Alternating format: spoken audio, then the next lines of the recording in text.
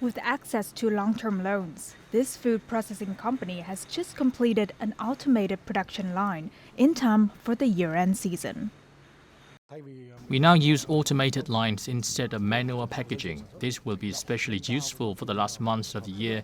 Our two key products, white vinegar and satay, are popular for the winter and Tet holiday. SMEs continue to hold the largest share of outstanding loans. The two fastest growing sectors are supporting industry and high tech, which grew by 18% and 21% throughout the year. Loans have become more accessible than in past years. Interest rates are lower, and banks are offering better support. Now banks are reaching out to businesses, not the other way around.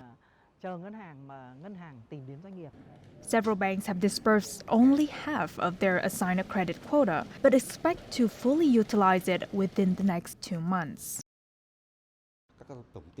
Demand for capital is high for clients from micro to large businesses, and momentum is strong for public investment towards year-end. This is an important period to meet national growth targets.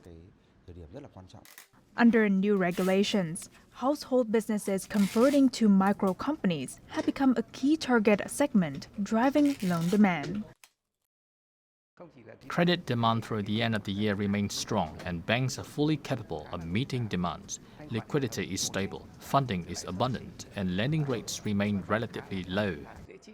The State Bank has also urged lenders to reduce costs and share profits to further lower borrowing rates. Many banks promise to expand preferential credit packages to support both businesses and households in production.